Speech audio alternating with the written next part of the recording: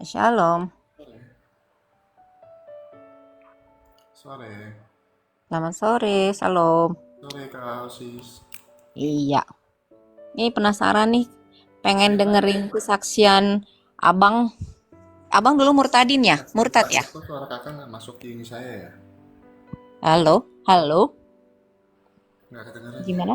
Gak kedengeran ya? Iya. Kenapa ya? Sebentar, sebentar ya.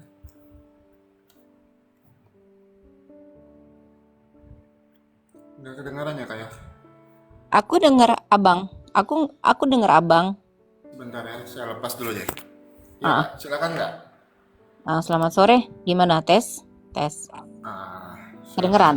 Kedengeran, kedengeran. Oke, oke. Mau tahu dong, abang dulunya bukan dari Kristen ya? Kalau aslinya Kristen nggak saya Kak? Oh, Cuma aslinya Kristen. aslinya Kristen.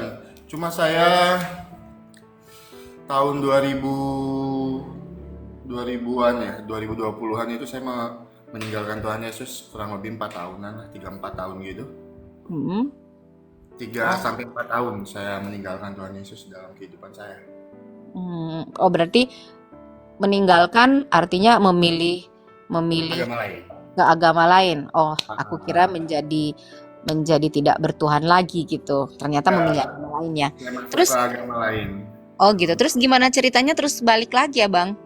Sampai masnya gini, selama Ceritain. 4 tahun itu ya, kalau mungkin kan kalau saya ceritain lagi udah hampir tiap hari nih Kak, terus saya ceritain mungkin Tapi aku satu. belum tahu.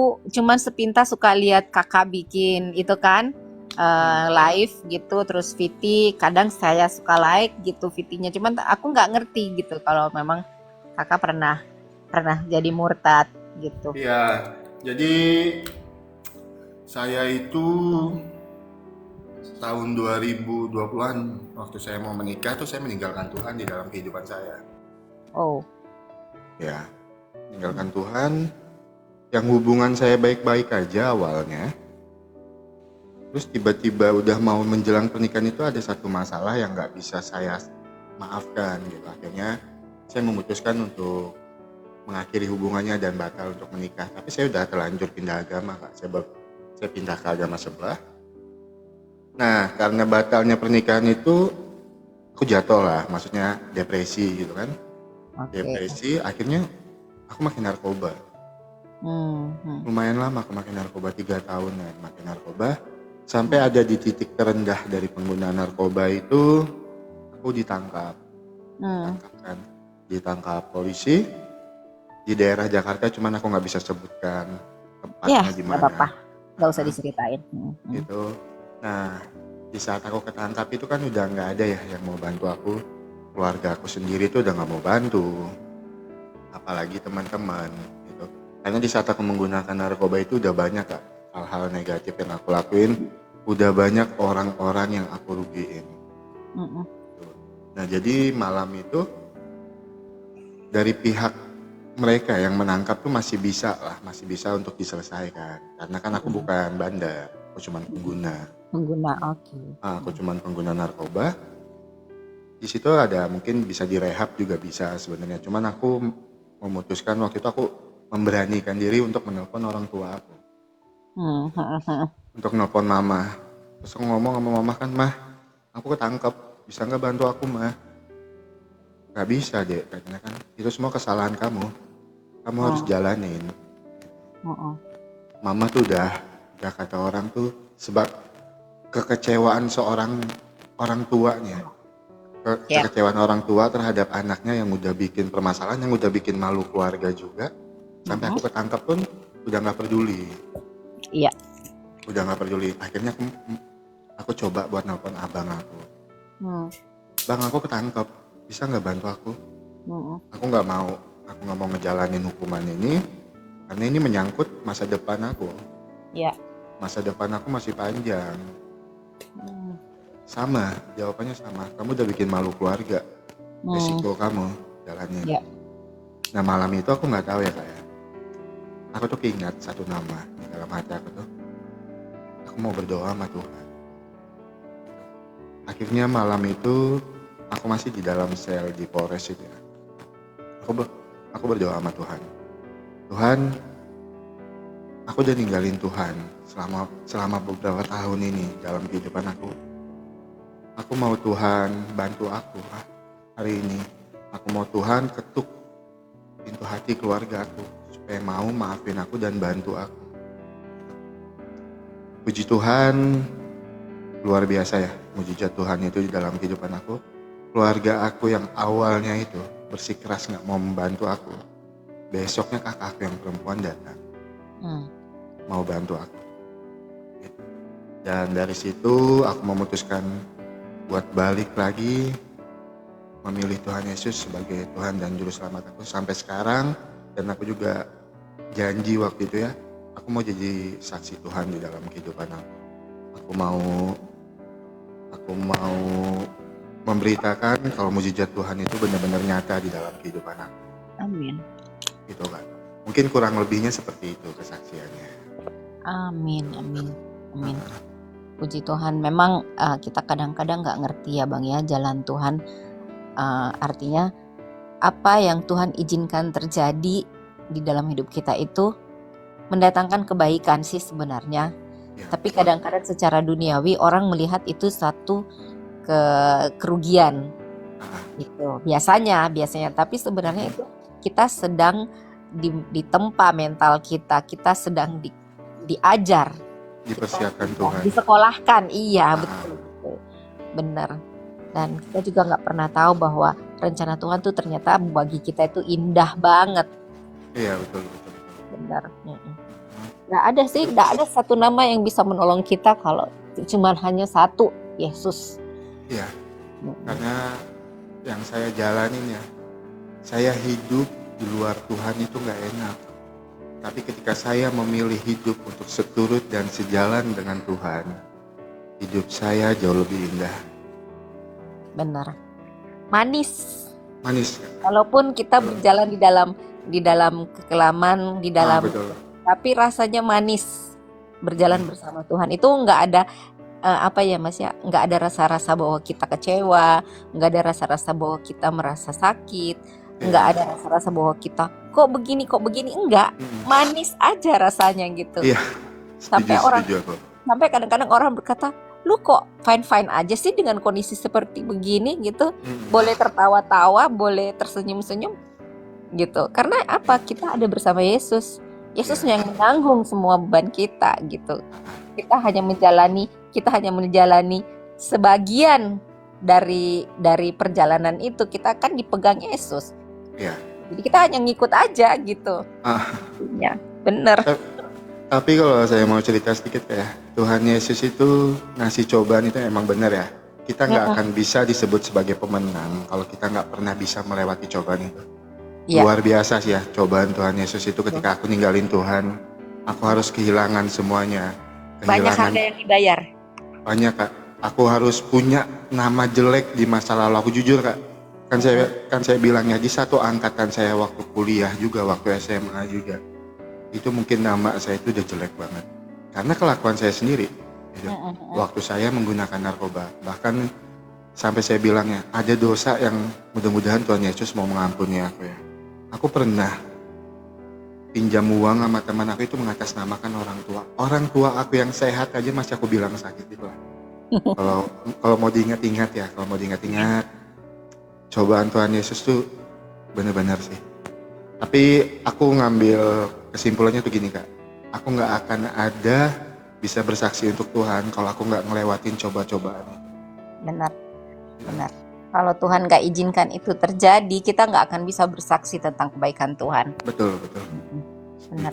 Tuhan itu sayang banget sama kita, benar. Banyaklah sama juga dengan aku pun banyak menjalani hal-hal yang sampai hari ini kok bisa ya, kok kuat ya, kok bisa ada di titik ini. Itu nggak pernah terpikirkan gitu, mustahil gitu kan. Tapi ternyata ada, iya. Kita ada di titik ini bukan karena kuat dan gagah, tapi karena kasih karunia Tuhan. Setuju. Seperti itu. Puji Tuhan, semoga kita terus bisa melangkah dengan Yesus. Amin. Tetap mikul salib kita. Yang penting hidup kudus di betul. hadapan Tuhan. Itu Amin. yang paling penting. Ah, Mm-mm. Boleh nanya. Terus akhirnya cerita tentang jodoh kita kira-kira sudah terjawab? belum. Dari kejadian itu aku coba kak. Ya kan aku bilang kayak Tuhan tuh menempa aku tuh nggak 1-2 kali.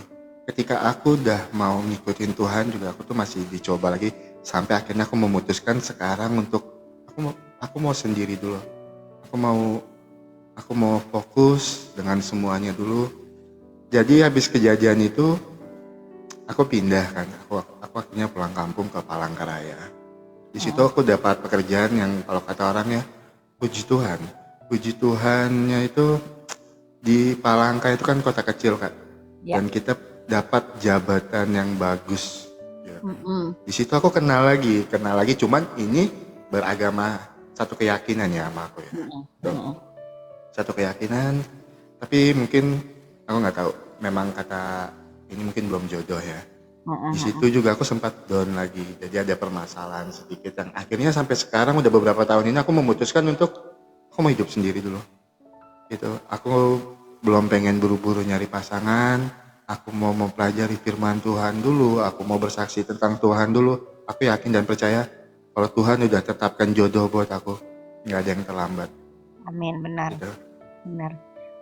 Iya, kita juga jangan terlalu terpusat pemikiran kita bahwa hidup itu harus menikah gitu, enggak juga gitu. Kita serahkan aja bagaimana Tuhan bekerja atas hidup kita, bagaimana rencana Tuhan terjadi atas hidup kita. Karena aku juga mau bilang, Dek, aku sebenarnya kakak loh dari kamu jauh ya, Ya, nggak apa-apa ya. nggak apa-apa. Aku menikah aja di umur yang udah tua, gitu kan? Di umur yang sangat dewasa, lebih dari dewasa Ya. untuk menikah. Dan aku juga akhirnya punya anak itu jauh setelah menikah.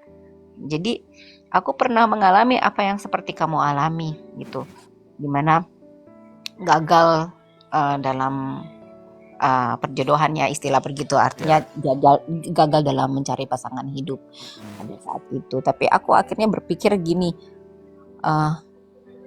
hidup itu bukan semata-mata wah hanya menikah gitu, bahwa belum tentu juga aku hidup sendiri itu tidak bahagia dibanding orang yang punya pasangan gitu. Akhirnya mindset kita yang kita rubah saat itu, karena teman-teman saya semua sudah menikah, teman-teman saya sudah punya anak. Setiap kali dapat undangan kawinan, ibu saya nangis gitu kan, aduh, kamu kok nggak nikah gitu, temen kamu ini udah punya anak, ini udah ngelahirin nih, mama udah dapat undangan itu, anaknya pengucapan syukur apa segala macam. Wah, itu kan bikin kita stres juga toh. Mama saya dari tekanan dari mama saya tuh bikin saya stres. Aduh, kenapa sih gitu kan, harus gitu. Artinya kalau memang belum waktunya ya udahlah. Akhirnya aku bilang sama Tuhan, ya udah Tuhan, kalau memang aku harus hidup sendiri ya nggak apa-apa, aku jalanin hidup sendiri. Tapi kalau misalnya nanti Tuhan mau kasih saya jodoh, ya udah saya terima aja jodoh yang dari Tuhan. Pokoknya udah deh, saya udah nggak mikirin bahwa saya harus menikah atau tidak kan, karena di saat itu umur saya juga udah lebih lah, untuk ukuran orang menikah itu udah dewasa lah ya, udah lebih lah, terlambat dibilang telat lah gitu kan untuk ukuran wanita gitu. Tapi kita nggak pernah tahu rencana Tuhan gitu, karena aku kan juga bilang gini sama Tuhan, aku dulu nggak mau lagi berpacaran dengan beda agama karena hanya buang waktu. Dulu aku pernah ngelakuin itu, buang waktu banyak dan ujung-ujungnya nggak jadi. Nggak jadi. Ya, betul. Karena bukan apa-apa. Dulu saya berpikir gini loh, saya dulu pernah berpikir saya mau berdoa bahwa tidak ada yang mustahil bagi Tuhan kan. Apa sih, maksudnya pasti Tuhan pasti bisa kok balikin seperti yang kita mau kalau kita terus berdoa gitu kan. Ternyata memang sudah ada dalam firman Tuhan bahwa terang dan gelap nggak bisa bersatu. Itu nggak akan pernah bisa bersatu. Iya, jadi saat itu saya terus berdoa bahwa masa sih nggak ada yang mustahil bagi Tuhan, Ternyata saat itu Tuhan menjawab doa saya dengan mimpi. Ya mimpi. Waktu itu di mimpi saya itu, saya kan kebetulan beragama Katolik ya. Jadi di mimpi saya itu saya sedang berdoa di depan Bunda Maria gitu. Biasa kita kan kalau Katolik kita kan suka punya pokok doa, kita suka berdoa. Nah, pada saat di mimpi saya ya, pada saat saya sedang pasang lilin di depan patung itu lilin saya ditiup sama Bunda Maria. Saya kaget. Saya pasang lagi, ditiup lagi. Saya pasang lagi, ditiup lagi. Gitu kan, mimpi saya begitu. Terus saya terbangun dari mimpi saya pikir, apa ya arti mimpi saya ini? Karena kenapa mimpi saya seperti ini? Karena di dalam doa saya itu selalu meminta bahwa pasti Tuhan menjodohkan saya dengan laki-laki ini gitu. Nah, ternyata dari mimpi itu ternyata tidak, karena jawaban Bunda Maria itu tiup lilin saya 3 kali gitu. Nah, setelah itu saya berpikir kan, ya mungkin saya tidak boleh memaksakan kehendak saya gitu kan, karena itu kan kehendak saya bukan kehendaknya Tuhan. Akhirnya memang dengan berjalan waktu kami berpisah karena pekerjaan. Dia dikirim kemana, saya dikirim kemana gitu kan. Dan LDR jadinya kan. Karena LDR akhirnya udah selesai gitu aja. Selesai, ya. Selesai dengan cara yang bagus lah, udah nggak apa-apa. Karena dia juga berbeda iman, kita sama-sama udah dewasa, pasti orang tua menuntut untuk menikah kan. Nah, saat itu udah selesai. Nah, pada saat selesai itu kan aku sendiri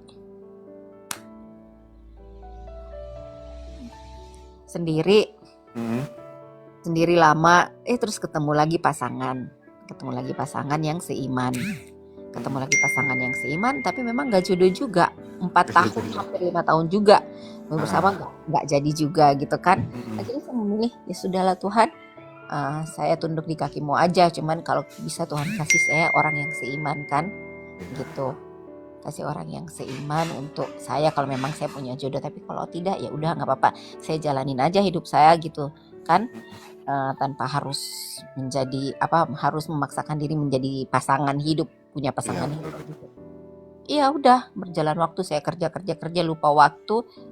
Terus saya dipindah ke Jakarta. Ya disinilah saya ketemu jodoh akhirnya. Puji Tuhan ya. Tidak pernah terbayangkan, itu pun kami tidak berpacaran.